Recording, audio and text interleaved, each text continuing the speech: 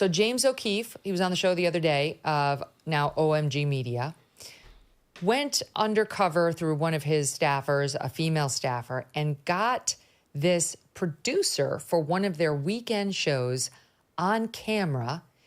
I mean, it's admitting the obvious. We all knew this about MSNBC, but it's still interesting to hear a producer at the network admit it, saying the following. Watch. So do you feel like MSNBC is doing enough to help the Harris campaign? I mean, they're doing all they can to Which is why?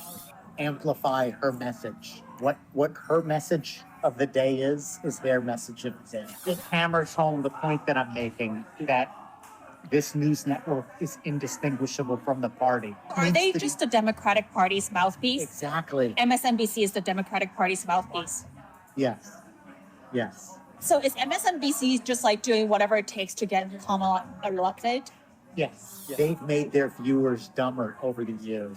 Viewers get mad at the guests or the hosts if the host were to criticize Democrats. Because they're so brainwashed Yes. into thinking that the Democratic Party can do no wrong. Not that they can't do any wrong. It's maybe they can do wrong. I just don't want to hear about it. Don't say it out loud, because if you say it out loud, it helps Trump. I think brainwashing and dumbing down, It's bad. aggressive, I get it. helps Trump. Poor Basil Hamden.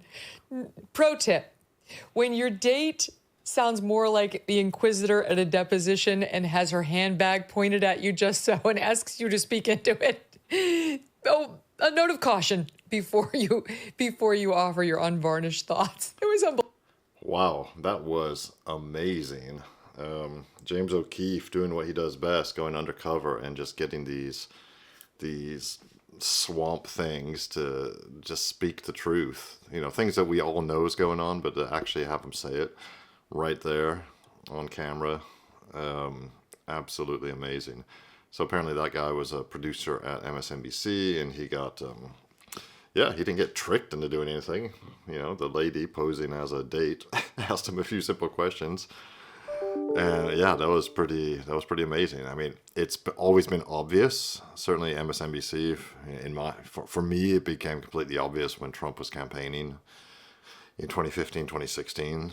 You know, it was just wall-to-wall anti-Trump. They were clearly anti-Trump and very pro whoever the Democrat was, or whoever the Democrat is in any given campaign. Currently, now it's Kamala Harris. Just amazing. And, you know, really that clip should just be all over the internet. It should be all over the internet, because there's a lot of normies out there, a lot of boomers and normies, and probably younger people too. I mean, I should talk. I'm practically a boomer myself. You know, who sort of believe that these news stations are giving unbiased, just reporting the facts and all that. There are literally people out there who think that. Absolutely shocking. Unbelievable. It was like, Yeah, and also, would you say, don't drink. yes, I would. What'd you say? And don't drink. Like, don't get Yes. so, fuzzy that you're sort of like spouting proudly what you're doing. I mean, my favorite part of that clip, Megyn, is when he says we're dumbing our audience down. Like, this is the viewership that likes to feel like they're so high on their own supply of like moral self-righteousness, and that every political position that's espoused by this network is the only true and correct one. And he's basically saying we've dumbed them down and we've brainwashed them, and it's good for us, and it's, let's just not get Trump elected. It's and the way he's smiling, he's like, he thinks it's funny, he's kind of proud of it, it seems like. I mean, I could watch that thing on a loop. It's amazing. This is all I could think of a couple of months ago when they were all indignant about Ronna McDaniel being hired as a contributor after she left the RNC, and they acted like the devil himself had been under contract now to MS. They all went on the air trying to get her fired, which was ultimately successful, talking about themselves and their network like they were Honest Abe themselves. They, like George Washington, we cannot tell a lie here at MSNBC, and we could not possibly hire someone who lies for pay. Remember, we cut this soundbite and I resurrected here. I want to associate myself with all my colleagues, both at MSNBC and at NBC News, who have voiced loud and principled objections to our company putting on the payroll someone who hasn't just attacked us as journalists, but someone who is part of an ongoing project to get rid of our system of government. We weren't asked our opinion of the hiring, but if we were, we would have strongly objected to it. When NBC made the decision to give her NBC News' credibility, you got to ask yourself, what does she bring NBC News? We welcome Republican voice. I wish more Republicans. I want Adam Kinzinger and Liz Cheney to get right here and come talk to me. The reality is, this isn't a difference of opinion. She literally backed an illegal scheme to steal an election in the state of Michigan. And our democracy is in danger because of the lies that people like Ronna McDaniel have pushed on this country. We've also said election deniers. It's not just they can do that on our airwaves, but that they can do that as one of us, as badge-carrying employees of NBC News, as paid contributors to our sacred airwaves. Oh, my God. Oh, my God. Contributors to our sacred airwaves. These people really are high on their own supply, like this lady said, and they're just so self-righteous. And I don't know who I dislike the most of that crew. Rachel Maddow is really a standout. She's just everything she says, and my boomer parents, they love her, of course. Yeah, sorry, shocking admission there. My entire family are a bunch of libtards, except me. I'm the outlier. Anyway, just so self-righteous. Sacred airwaves. Sacred airwaves with an ID badge, Maureen. That's what really sent Nicole Wallace off the deep end. But this guy, Basil Hamden, gives it up in that clip with James O'Keefe's person.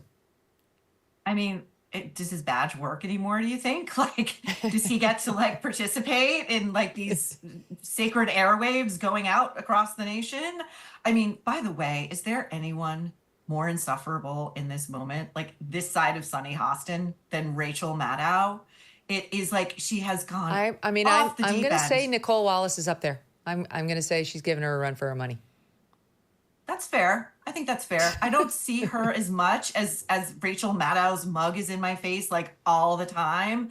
And I watching them 2A1, do this sort of public execution of a conservative who, I believe at least when they like fired her before they even got her on the air, at least got all her money.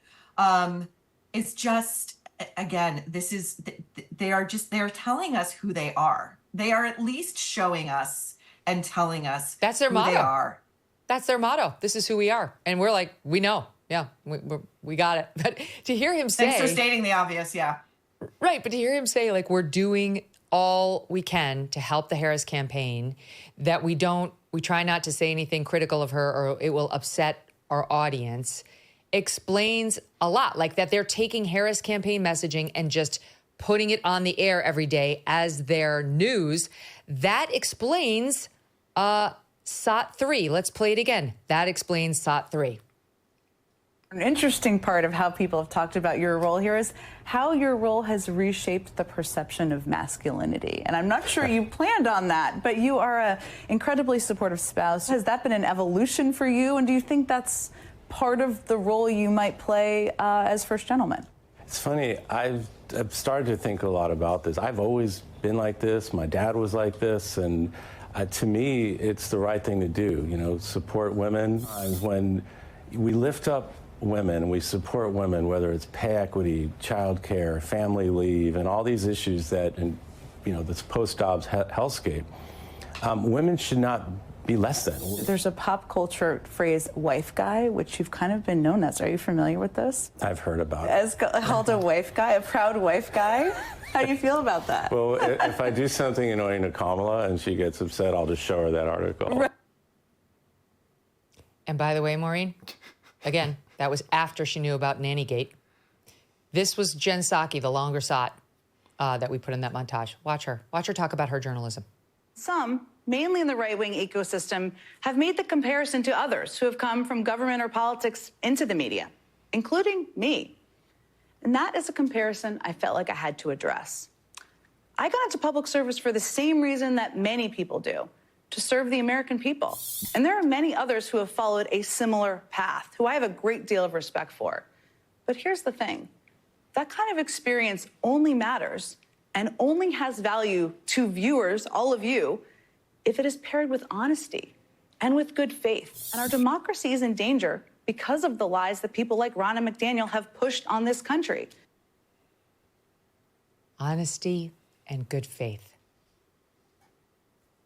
This is a woman who, while she was Biden's press secretary, and it's worth noting, she asked Obama for that position more than once, and he said no.